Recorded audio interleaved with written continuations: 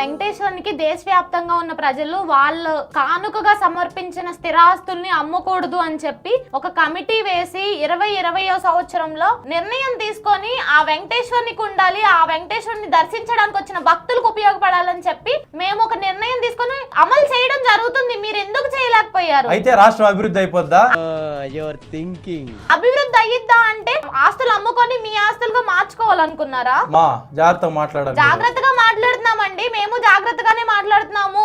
ఏంది మాట్లాడేది? దేవుడు ఆస్తులు కూడా అమ్ముకొని మీ ఆస్తులుగా మార్చుకోవాలనుకున్నది మీరు. మీ నాయకుడికి మా చంద్రబాబు నాయుడు గారి లాగా విజన్ లేదు. నేను విజనరీ. సింగపూర్ కట్టడం రాదు మీకు. నేను విజనరీ. సింగపూర్ కట్టడం మీరు అది ఒప్పుకోండి. అదే మేము చెప్తున్నాము, మీ నాయకుడిలా కాదు మా నాయకుడు అని చెప్పి. మా నాయకుడు చేసి చూపిస్తాడు. మీ నాయకుడు ఎంత వరకు గ్రాఫిక్సే, గాల్లో మెడల్ కట్టే మనిషే. జాగ్రత్త మాట్లాడాలమ్మా. జాగ్రత్తగానే మాట్లాడుతున్నామండి, నిజాలే మాట్లాడుతున్నాము. మేము కూడా మా నాయకుడు చేసి చూపిస్తాడు. సంక్షేమం అభివృద్ధి అన్ని చేసి చూపిస్తాడు మా నాయకుడు. కానీ మీ నాయకుడు సంక్షేమం చేయడు, అభివృద్ధి చేస్తున్నామని చెప్పి గ్రాఫిక్లు చూపిస్తాడు. అవును, రియల్ ఎస్టేట్ అభివృద్ధి కాదా?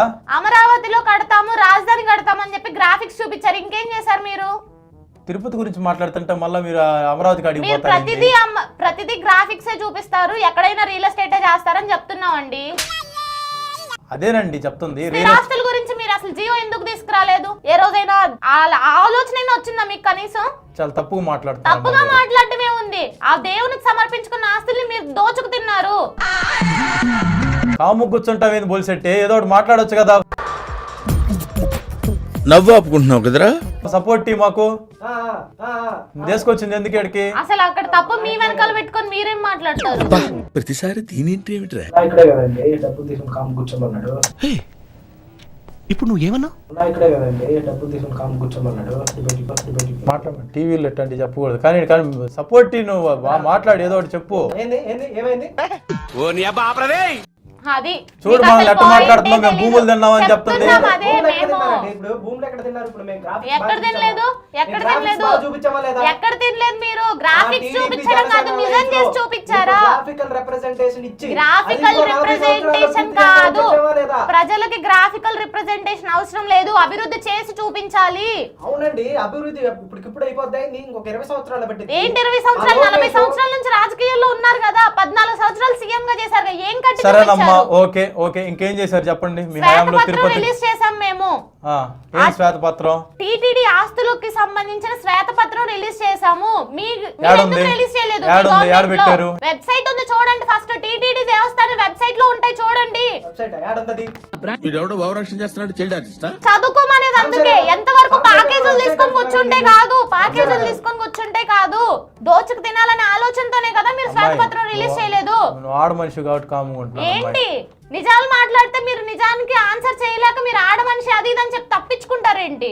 మా చంద్రబాబు నాయుడు గారి గురించి మళ్ళీ ఇంకోసారి అట్లా మాట్లాడకూడదు. 40 ఏళ్ళ అనుభవం. 40 ఏళ్ళ అనుభవం, అదే చెప్తున్నా. 40 ఏళ్ళ అనుభవంలో దోచుకు తినడం తప్ప మీరేం చేయలేదు అని. మా నాయకుడి విజన్ మీకు అర్థం కావట్లేదు. ఏం విజన్? గాల్లో మెడల్ కట్టడం విజనా? గ్రాఫిక్స్ చూపించడం నిజమా? గ్రాఫిక్స్ చూపించడమే మీ విజనా? మాట్లాడు ఏదో ఒకటి. మీరు ఏంటి డబ్బులు కొట్టలేదండి అకౌంట్ కి. ఇప్పుడు నువ్వు ఏమన్నా? డబ్బులు కొట్టలేదండి అకౌంట్ కి. అన్ని డిబేట్ అయిన తర్వాత ఇస్తాం. కెమెరా ఉంది, ఏం మాట్లాడుతున్నాం అనేది కొంచెం కూడా అనాలోచితంగా మీరు బిహేవ్ చేస్తున్నారు. తెలుస్తుందా మీకు ఆ విషయం? కెమెరా ముందే మీ పొత్తులు, మీ ప్యాకేజీలు అన్ని బయటపడుతున్నాయి. దేశంలో కరోనా సమయంలో ఎస్ బ్యాంక్ దివాలా తీసి చేతులు ఎత్తేసే ఆ సమయంలో కొన్ని 100 కోట్లు టీటీడీ చైర్మన్ వైవి సుబ్బారెడ్డి గారు ఉపసంహరించుకొని వేరే బ్యాంకుకు మళ్లించి వాటిని కాపాడారు. కొన్ని 100 కోట్లు కాపాడాం వైఎస్ఆర్సీపీ గవర్నమెంట్ లో. అది మీ బాధ్యత అమ్మా. అదే చెప్తున్నాము, మా బాధ్యతగా మేము కాపాడాము. మీ గవర్నమెంట్ లో అయితే మీరు ఆ డబ్బుని వేరే బ్యాంకులకి ట్రాన్స్ఫర్ చేస్తున్నామని చెప్పి మీ అకౌంట్ లోనే, మీ బినామీల అకౌంట్ లోనూ స్కాములు చేసేవారు. మర్యాదగా మాట్లాడాలి. పద్ధతిగానే మాట్లాడుతున్నాము. ఏ రకంగా చెప్తావు నువ్వు? మేము తింటామని ఇన్నర్ రింగ్ రోడ్ స్కామ్ చేయలేదా? మీ పేర్లు, మీ బినామీల పేర్లు పెట్టుకుని స్కిల్ స్కామ్ చేయలేదా? ఫైబర్ నెట్ స్కామ్ చేయలేదా? అలాంటి ఎన్నో స్కాములు చేశారు మీరు. నువ్వు టీటీడీ గురించి మాట్లాడడానికి వచ్చినప్పుడు టీటీడీ గురించి మాట్లాడు, మళ్ళీ అమరావతి పోతావేంది? నువ్వు టీటీడీ గురించి మాట్లాడడానికి వచ్చినప్పుడు టీటీడీ గురించి మాట్లాడు, మళ్ళీ అమరావతి పోతావేంది? అన్ని స్కాముల్లో టీటీడీ కూడా అలాగే స్కామ్ చేశారంటున్నాం మేము.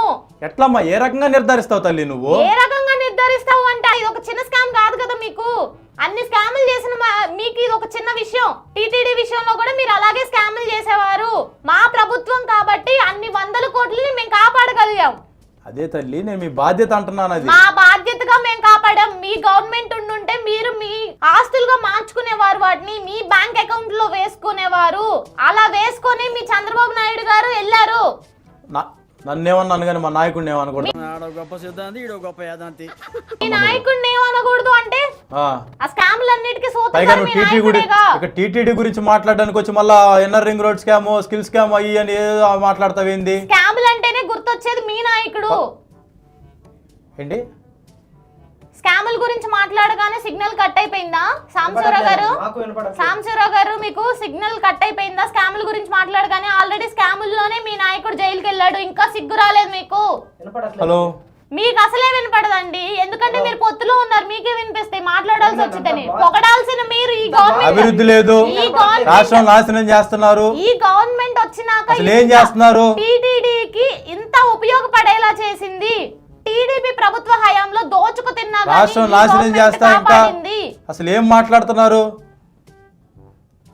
టీడీపీ గవర్నమెంట్ లో దోచుకు తింటే వైఎస్ఆర్సీపీ గవర్నమెంట్ మా ప్రభుత్వం వచ్చిన తర్వాత టీటీడీ ఆస్తుల్ని, స్థిరాస్తుల్ని అమ్మకూడదని చెప్పి నిర్ణయం తీసుకున్నారు. అలాగే శ్వేతపత్రం రిలీజ్ చేశారు. కొన్ని 100 కోట్లు ఎస్ బ్యాంక్ నుంచి దివాలా తీసే సమయంలో మేము వేరే బ్యాంక్ కు మళ్లించి మేము ఆ 100 కోట్లని కాపాడుకోగలిగాం. కానీ టీడీపీ ప్రభుత్వం అయితే అవి అన్ని దోచుకు తినేది. ఇంత మంచి చేసిన వైఎస్ఆర్సీపీ ప్రభుత్వాన్ని ఏ రోజైనా మెచ్చుకున్నారా మీరు గాని, మీ నాయకుడు గాని? బొల్లిశెట్టి గారు మిమ్మల్ని అడిగేది. మాకేం కనపడట్లేదు, వినపడట్లేదండి. మీకేం కనపడదు? మీకంతా ఒక్క చంద్రబాబు నాయుడు గారు తప్ప మీకేం కనపడదు. ప్యాకేజ్ అనే మాట మాత్రమే మీకు వినపడిద్ది. ఏందండి ప్యాకేజ్? ఏంది ప్యాకేజ్?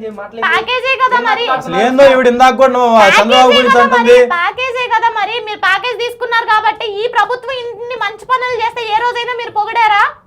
ఇలా చేసిందని మీరు ఒప్పుకున్నారా? ఇలా చేసిందని మీరు ఒప్పుకున్నారా ఏ రోజైనా? ప్యాకేజ్ గీకేజ్ అంటే ఒళ్ళు పగిలిద్ది. ఏంటి ఒళ్ళు పగిలేది? ఏంటి ఒళ్ళు పగిలేది? డిబేట్ లో ఉన్నాం అనుకుంటున్నాం, ఎక్కడున్నాం అనుకుంటున్నాం? మీకు గాని, మీ నాయకుడికి గాని, మహిళల కంటేనే చులకన చూపు మీకు. వినపడట్లేదండి, ఏం మాట్లాడుతున్నారు? ఇప్పుడే కదా తిట్టారు, మహిళ అని కూడా చూడకుండా తిట్టారు కదా. సరే అమ్మా, మీరు ఇక్కడ గొడవ పెట్టుకోవడానికి కదా వచ్చింది. ఎవరు పెట్టుకున్నారు గొడవ? మీరు స్టార్ట్ చేశారు గొడవ. మా ప్రభుత్వం ఎంత పారదర్శకంగా ఉందో మీకు తెలుసా? జిఎస్టీ చెల్లింపులపై టీటీడీకి కేంద్ర ప్రభుత్వం నుంచి ప్రశంస వచ్చింది. ఏం బొలిశెట్టి గారు, మీరు ఆల్రెడీ కేంద్ర ప్రభుత్వంతో పొత్తులోనే ఉన్నారుగా. మీరు జిఎస్టీ ఏందండి? జిఎస్టీ ఎవరికి ఉపయోగం? మా కార్యకర్తకు ఒక రూపాయి. టీటీడీ 11 రాష్ట్రాల్లో, టీటీడీ దేశంలోని 11 రాష్ట్రాల్లో జిఎస్టీ చెల్లింపులకు రిజిస్ట్రేషన్ చేయించుకొని పన్నులు చెల్లించడంలో మంచిగా చేసింది అని చెప్పి కేంద్ర ప్రభుత్వం నుంచి ప్రశంస వచ్చింది టీటీడీకి. ఏది మా చేతికి ఒక రూపాయి కూడా రాలేదు కదా. ఇదిగోండి, మా పార్టీకి ఒక రూపాయి వచ్చిందా? మీ పార్టీకి రాదది, కేంద్ర ప్రభుత్వానికి వచ్చింది. మీ పార్టీకి వచ్చేది కేవలం టీడీపీ నుంచి వచ్చే ప్యాకేజ్ మాత్రమే. సంసార గారు ఏంది అమ్మాయి అంతరాలు మాట్లాడుతుంటే లెక్కలు చెబుతా ఉంది. టీడీపీ ప్రభుత్వంలో ఏ రోజైనా జిఎస్టీ చెల్లింపు చేశారా? జిఎస్టీ ఏ రోజైనా కట్టారా మీరు?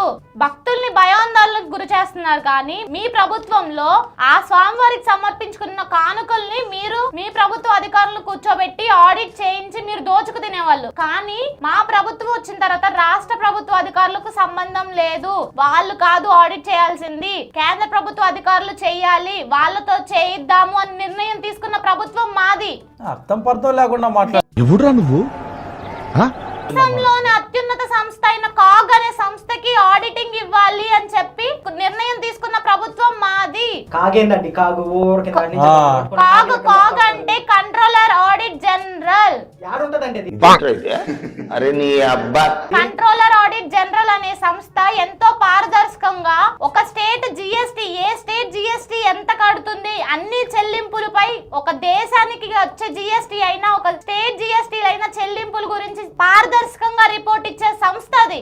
నేను యాడ్ చూడలేదు. ఇన్నిసార్లు విజయవాడ వెళ్ళాను, విజయవాడ చూడలేదు. ఇన్నిసార్లు నేను అమరావతి వెళ్ళాను, అమరావతి చూడలేదు. మీ అమరావతిలోను మీ ఇళ్లలోనూ ఉండదండి, అది ఢిల్లీలో ఉంటది. పిచ్చండి ఇది. కాగ్ అనే సంస్థ ఢిల్లీలో ఉంటది. అసలు ఢిల్లీకి అదే చెప్తున్నాము. మీ గవర్నమెంట్ లో లాగా మీ ఇంట్లో ఉండే అధికారులు మీ పక్కన ఉండే అధికారులతో చేయించాలనుకోలేదు.